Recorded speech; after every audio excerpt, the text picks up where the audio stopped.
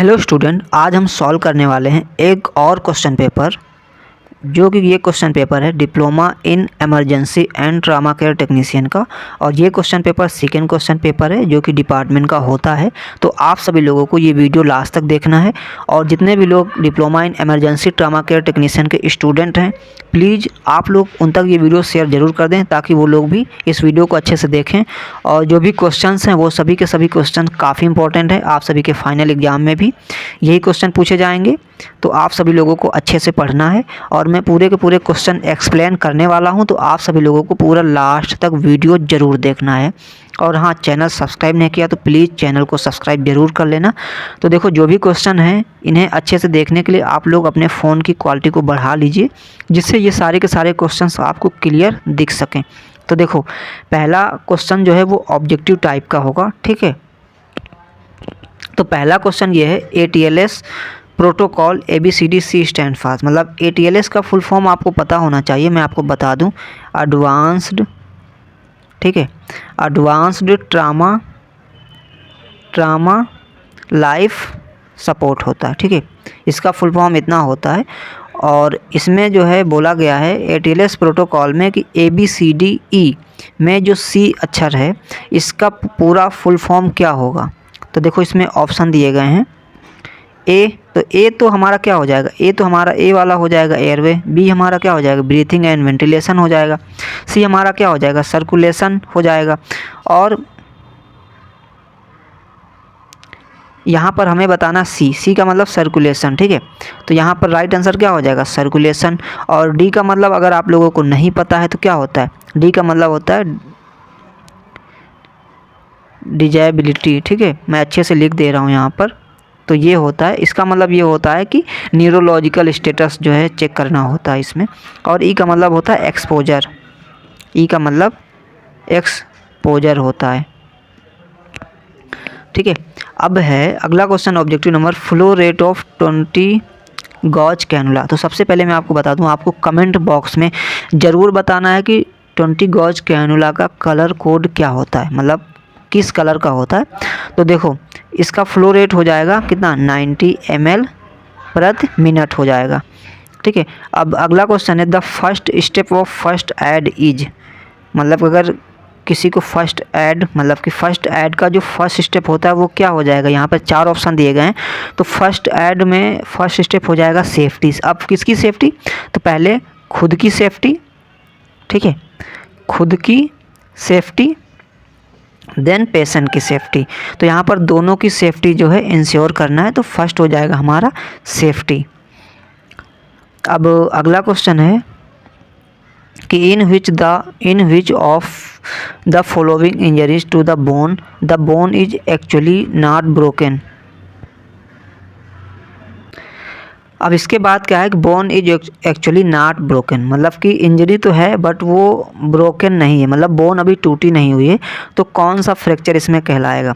तो देखो, multiple, compound और कंप्लीट। तो इसमें हेयर लाइन फ्रैक्चर का मतलब ये होता है कि इसमें जो है बोन टूटी हुई नहीं होती है, मतलब कि एक माइनर क्रैक होता है, एकदम छोटा सा क्रैक होता है जो कि फ्रैक्चर नहीं होता है, ठीक है, एकदम माइनर क्रैक होता है इसमें। तो इसे हम हेयर लाइन फ्रैक्चर कहते हैं। तो पहला आंसर सही हो जाएगा। अब अगला क्वेश्चन है blood comes in vomiting is called. अगर किसी को खून की उल्टियाँ हो रही हैं, ठीक है, तो क्या हम बोलेंगे। तो इसमें लिखा हुआ है मेडिकल असेप्सिस, ये भी नहीं होगा। क्लीनिंग, ये भी नहीं होगा। स्टेलाइजेशन, ये भी नहीं होगा। नन ऑफ द एबव का ऑप्शन दिया है, ठीक है। तो इसका राइट आंसर हो जाएगा नन ऑफ द एबव। क्योंकि अगर ब्लड में वोमिटिंग आती है, मतलब वोमिटिंग में ब्लड आ जाता है, तो क्या होता है, उसको हम लोग बोलते हैं हेमेटमेसिस, ठीक है, हेमेटेमेसिस ये बोलते हैं। अगर ब्लड में, किसी की भी ब्लड में मतलब कि वोमिटिंग में ब्लड आ जाता है, अगर किसी को भी ब्लड वाली वोमिटिंग हो रही है, तो उसे हम हेमेटोमेसिस कहते हैं। ये स्पेलिंग आप लोग गूगल पर देख लेना, या फिर अगर आपने पढ़ा होगा तो आपको पहले से पता होगा। अब क्वेश्चन है कि ट्रू फॉल्स है इंटरनल ब्लीडिंग। अगर कोई इंटरनल ब्लीडिंग हो रही है, can control by applying direct pressure. तो अगर इंटरनल ब्लीडिंग हो रही है तो डायरेक्ट प्रेशर देके उसे कंट्रोल कर सकते हैं। तो ये क्या हो जाएगा, हमारा ट्रू हो जाएगा। अब अगला question, fangs are present in poisonous snakes. तो देखो इस क्वेश्चन का मतलब ये है कि जो भी मतलब सांप होते हैं, मतलब जो जहरीले सांप होते हैं उनमें दांत प्रेजेंट होते हैं कि नहीं होते हैं, तो बिल्कुल प्रेजेंट होते हैं, तो ये क्या हो जाएगा, ट्रू हो जाएगा। तो प्रेजेंट होते हैं उनमें दांत, ठीक है। उसके बाद in the case of chemical burn, अगर कोई भी ऐसा है जो केमिकल से जल जाता है, wash the area with soap, मतलब उस एरिया को, मान लिया कोई भी एरिया है जो केमिकल से जल गया है, तो उस एरिया को क्या साबुन से धो लेना चाहिए। मान लिया हाथ है, ठीक है, हाथ में यहाँ पर जल गया, तो क्या इस एरिया को आप हाथ मतलब कि साबुन से धो सकते हैं, तो नहीं धोना चाहिए, ठीक है। तो ये क्या हो जाएगा, फॉल्स हो जाएगा। मतलब कि अगर आपको धोना है तो रनिंग वाटर से आप धुल सकते हैं, बट सोप से नहीं धुल सकते। अगला क्वेश्चन है, frost bite is a cold induced injury to the tissues. थोड़ा सा मैं जूम कर देता हूँ।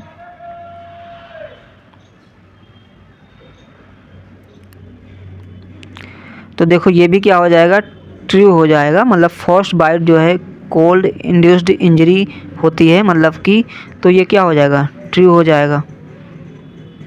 और अगर आपको कोई भी क्वेश्चन समझ नहीं आता है तो प्लीज़ आप लोग कमेंट में ज़रूर बता देना, ठीक है, कि ये क्वेश्चन हमें समझ नहीं आया है। और आप लोगों ने अच्छे से पढ़ा होगा तो आपको ज़रूर क्वेश्चन का आंसर पता होगा पहले से और समझ में भी आ जाएगा। फिर लिखा एम्प्यूटेटेड ह्यूमन पार्ट। एम्प्यूटेटेड का मतलब कोई भी पार्ट जिसे काट दिया जाता है। मान लिया कोई मतलब बॉडी का कोई भी पार्ट जिसे काट दिया गया, मान लिया जैसे किसी के हाथ की उंगली ही है अगर कट गई, ठीक है, तो उसे किस बिन में आप डिस्कार्ड करेंगे, ठीक है। तो उसे हम लोग किस बिन में डिस्कार्ड करते हैं, उसे येलो बिन में, क्योंकि येलो बिन में जितना भी वेस्ट जाता है वो रिसाइकल नहीं होता है, दोबारा से यूज नहीं किया जाता है, तो उसे हम येलो में डालते हैं। बट यहाँ पर क्या दिया गया, रेड बिन, तो ये क्या हो जाएगा, ये हो जाएगा हमारा फॉल्स। अब ट्रू फॉल्स हो गया। अब हम क्या करेंगे, fill in the blank solve करेंगे। यहाँ पर DPL इज स्टैंड फॉर, मतलब DPL का पूरा नाम क्या होता है, ठीक है। तो मैं DPL का पूरा नाम आपको बता देता हूँ। D से मतलब होता है डायग्नोस्टिक, ठीक है। P से होता है पेरिटोनियल, ठीक है, पेरिटोनियल। और L से होता है, क्या होता है, L से हो जाएगा लावेज, ठीक है। तो इसका फुल फॉर्म क्या हो जाएगा, डायग्नोस्टिक पेरिटोनियल लावेज। तो आपको इसका पूरा नाम यहाँ पर लिखना है। अब क्या लिखा है, traction is used in management of,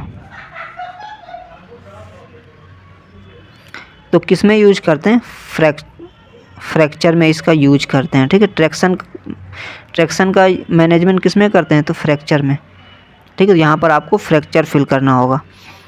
अब अगला क्वेश्चन है, pulse oximeter is use to measure the, किसके मेजर के लिए पल्स ऑक्सीमीटर यूज करते हैं, तो ऑक्सीजन सैचुरेशन में। तो क्या लिख देना है, SpO2, यहाँ पर SpO2 आप लोगों को लिख देना है। अब लिखा हुआ है ना, ब्लड क्लॉट ब्लॉक्स, मतलब कि जब भी ब्लड क्लॉट हो जाता है तो blood vessel to the brain is, तो यहाँ पर क्या फिल आपको करना है, यहाँ पर स्ट्रोक करना है, ठीक है, स्ट्रोक कर देना।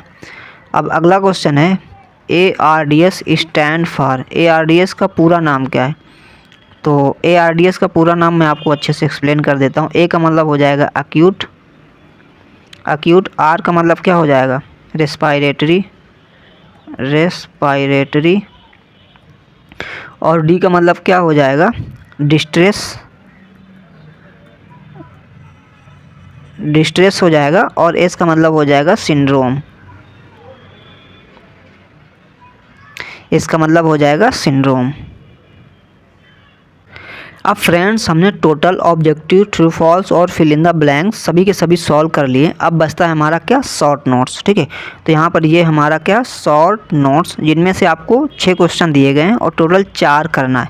तो देखो पहला क्वेश्चन है कि surface anatomy of femur bone, तो फीमर बोन की एनाटॉमी आपको लिखना है, जिसमें आपको फीमर बोन का जो है डायग्राम भी बना देना है, ठीक है।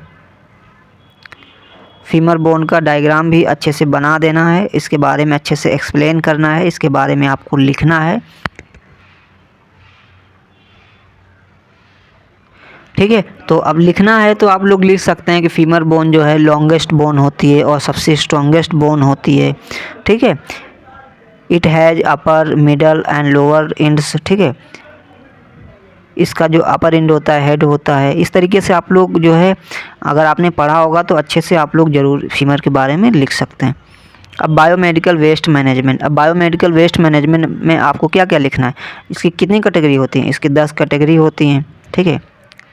तो 10 कैटेगरी के बारे में आपको लिखना है। ठीक है। जैसे ह्यूमन एनाटॉमिकल, एनिमल, ठीक है, human anatomical waste, animal waste, ठीक है, शार्प वेस्ट हो गया, सॉलिड वेस्ट, लिक्विड वेस्ट, ठीक है, इंसिनरेशन ऐश। तो जितनी भी कैटेगरी आपको याद हैं सीरियल वाइज आपको टोटल 10 कैटेगरी आपको यहाँ पर लिखना होता है। वो 10 कैटेगरी लिखना। उसके बाद जितने बिन आते हैं, जैसे क्या येलो बिन हो गया। ठीक है। अब येलो बिन में क्या डालते हैं, इन्फेक्टेड वेस्ट, ऐसा वेस्ट जिसे हम दोबारा से रिसाइकल नहीं कर सकते हैं। रेड बिन में क्या डालते हैं, रेड बिन में इन्फेक्टेड प्लास्टिक जिसे कह सकते हैं। ठीक है। रेड बिन में ऐसा वेस्ट जिसे हम रिसाइकल कर सकते हैं। येलो बिन में क्या डालते हैं, येलो बिन में तो मैंने बता दिया कि येलो बिन में जो है हम इन्फेक्टेड वेस्ट डालते हैं बट उसे रिसाइकल नहीं कर सकते। वहीं ब्लैक बिन में जनरल वेस्ट जाता है। ब्लू में जो है आपका सॉलिड वेस्ट जैसे कांच हो गया, ग्लास हो गया, ये सब जाता है। अब यहाँ पर अगला क्वेश्चन ये है कि 3 number, define Wallace rule of 9। ठीक है। तो इसे आप लोगों को डिफ़ाइन करना है। तो रूल ऑफ 9 किसके लिए कहा गया है तो ये भी आपको पता होना चाहिए, तभी आप लोग अच्छे से लिख पाएंगे। तो ये होता है बर्न के केस में। ठीक है। बर्न के केस में होता है और परसेंटेज निकाला जाता है कि आखिर जो बॉडी जली हुई है वो कितने परसेंटेज में। ठीक है। तो इसमें आप लोगों को एक्सप्लेन करना है, अच्छे से लिखना है। अगर आपको आता होगा तो आपने ज़रूर अच्छे से लिखा होगा। अगर नहीं भी पता है तो चलिए मैं थोड़ा सा आपको एक्सप्लेन कर देता हूँ कि कितना परसेंटेज होना चाहिए। जैसे हम बात कर लेते हैं किसका, हेड एंड नेक का। ठीक है। हेड एंड नेक की बात करें तो 9%, कितना 9% हो जाएगा। और ईच लेग 18% होता है। ठीक है। फ्रंट बात करें अगर, फ्रंट ऑफ ट्रंक, ठीक है, यहाँ पर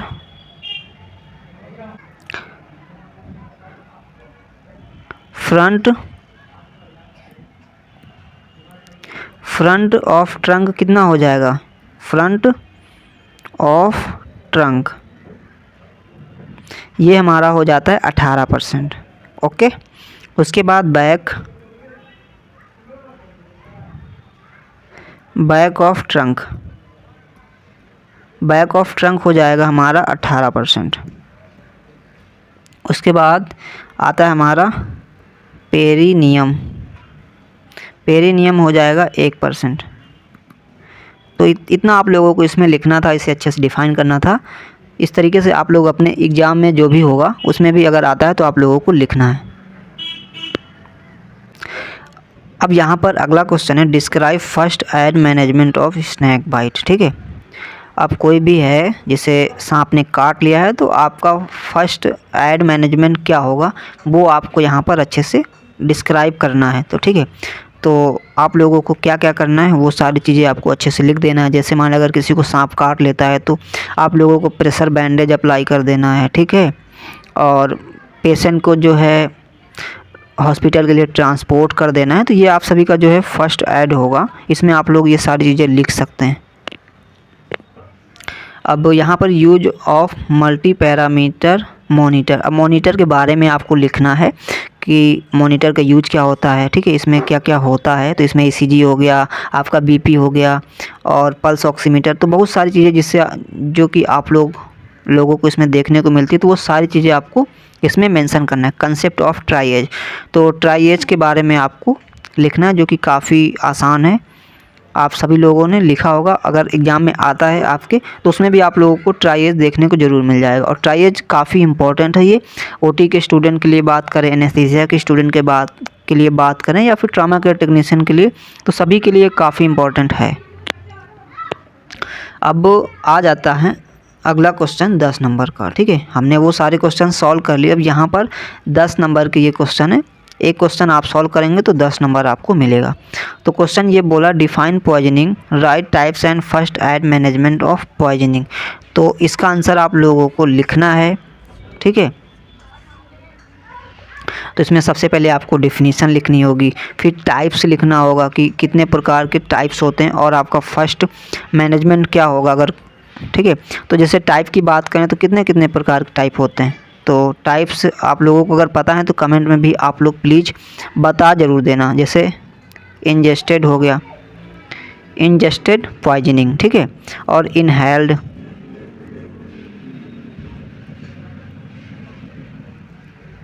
इनहेल्ड पॉइजनिंग, ठीक है, और इंजेक्टेड, ये लिखा हुआ है इंजेक्टेड, ठीक है, इंजेक्टेड पॉइजनिंग और कॉन्टैक्ट। तो ये इतने आपके टाइप्स हो जाएंगे। तो ये सारे टाइप्स आपको लिखना है, ठीक है। अब उसके बाद आपका जो है फर्स्ट एड मैनेजमेंट क्या हो जाएगा, ठीक है। तो पेशेंट को क्या करना है, remove the patient from the source, ठीक है। कॉल इमरजेंसी, मतलब कि इमरजेंसी आपको, उसके बाद CPR देना है, ठीक है। इस तरीके से आप लोग जो है लिख सकते हो एग्ज़ाम में। अब यहाँ पर briefly define stroke with types and management, ठीक है।